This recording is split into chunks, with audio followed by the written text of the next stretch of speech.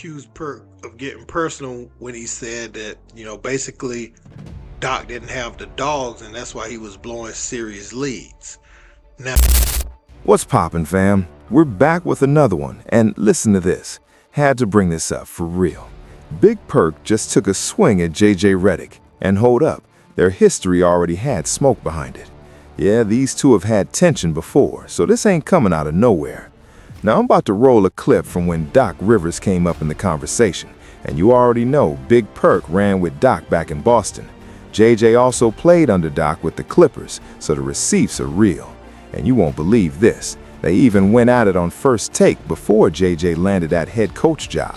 Let's run that back real quick. The Sixers and the Nets are on the table, and you're asking me who I trust more. I'm riding with Philly. And peep this, we both played for Doc Rivers. Are you really saying you didn't trust Doc when you were having some of the best years of your career under him? Absolutely. Absolutely. Okay, so if we're keeping it real though, Doc Rivers has also dropped the ball in multiple playoff series. He's literally the only coach to do it more than once, and he's done it 3 different times. That's blowing a 3-1 lead, which is wild. And listen, that ain't just on him, that's on the players too.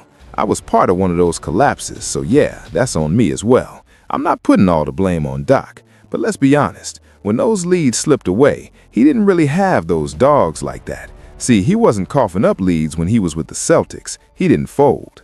So right there. There he accused Perk of getting personal when he said that, basically Doc didn't have the dogs and that's why he was blowing serious leads. Now, let's take a listen at what JJ said about accountability and Doc Rivers. Side note real quick, no one's going to react to Doc's audio there. We've been here 7 minutes since we showed that audio. Nobody's going to react to Doc's audio? Do you want me to get it repeated for you? You don't repeat it. We don't have to repeat it. I can repeat I've it. seen the trend now. I've seen the trend for years. What's the trend? The trend is always making excuses. Doc, we get it. Taking over a team in the middle of the season is hard. It's hard. We get it. Just like getting traded in the middle of the season is hard for a player. We get it. But it's always an excuse. It's always throwing your team under the bus. They lose to Memphis. Oh, it's his players. Memphis was playing G League guys and two-way guys. And then you look at his quotes over the weekend. Now he wants to take credit for the James Harden trade to the Clippers working out. He wants credit for that. There's never accountability with that guy. There's never accountability. Right there, he says there's never any accountability with Doc Rivers. He also said, basically on the podcast with LeBron, what Darvin Ham was doing wrong offensively, what he would do. He got the job. It's not happening. Defensively, certain things aren't happening that he said would just because he was on the sideline. And, he talks about how the team's defensive effort not being there. And that's a reflection of the coach, Kendrick Perkins, is about to light a fire into him. Let's check it out. Last night, Perk. It was very loud. And look, JJ got more excuses than a brother going to jail. I don't want to hear that. Now it's time for you to coach. Get the attention of your locker room. When you have one of the worst defensive teams in the league, that is a reflection on the coach. But let me say this, for the overall picture. Number one, when it comes to LeBron and the Lakers relationship, that relationship is one foot on the grave and the other on the banana peel. They're just waiting for the season to be over so they can actually end it. Number two, when you look at the Lakers, I'm looking at the bigger picture since they always talking about the future. Are we sure that Austin Reeves and Luka Doncic can be your 2 max guys and you could build around those 2 guys to go win a championship? I don't. No. You know why? Because yes, we know that they could go and attack and put up big offensive numbers. But do you realize that both of those guys get picked on? The word around the NBA, if you want to beat the Lakers, search out the matchup either with Luka, because he's getting scored on 49% of the time when he's defender, or go find Austin Reeves because he gets scored on 48% of the time. The Lakers have a bigger problem than just this season when you talk about the direction of where your franchise is going. Because if you think that Austin Reeves and Luka Doncic could be your 2 max guys and you could build around them to bring a championship back to LA, you done lost your damn mind. So JJ was always that guy with a fix for everything. All these neat answers for every problem. back when he was on First Take. And hold up, it sounded great on TV. But now he's in that chair for real, and listen to this. He's realizing quickly that, yeah, you can sketch up a play, you can map it out in your mind, and it looks perfect on the whiteboard.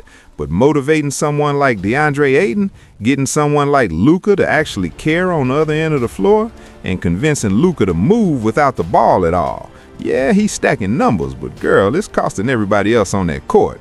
Tim never finds a rhythm, so when he's cooking, half of the time you're just treading water at best. The real reason Dallas worked is that Derrick Jones Jr., Derek Lively, and Daniel Gafford were flying around, challenging everything at the rim and sliding their feet on the perimeter.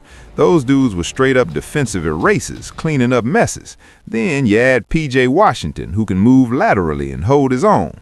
Let's be honest, the only one who couldn't guard a chair was Luka, and that's facts. So the whole system covered up a ton of his flaws on defense and let him eat on offense, and that's how they made that finals run.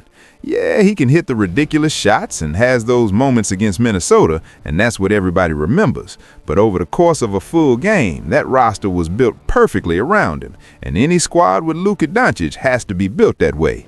You got to surround him with dudes like PJ Washington, Derrick Jones Jr., Lively, and Gafford, who don't need touches to eat, are cool doing the birdie work, and are willing to patch up those defensive leaks. Not just playing defense, but listen to this, straight up cleaning up his blow-bys, and that's the part people keep skipping over. Now, JJ was out here name-dropping all these coaches. He said Darvin Ham took that squad as far as he could take them, and yeah, they had AD, but still. Then he went on about Luka and all the magic tricks he'd unlock. He was low-key flexing about Luka on that Old Man and the Three podcast back when he had it. So now you've got him. You spent all this time praising the dude, so hold up, coach him now. Make him guard on the other end. Get him to move without the rock.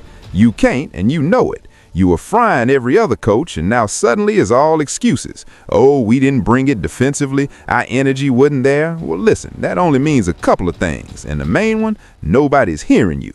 I do think Luka has some bad habits, though. Jay Williams said that on the show the other day, and I'm with him on that.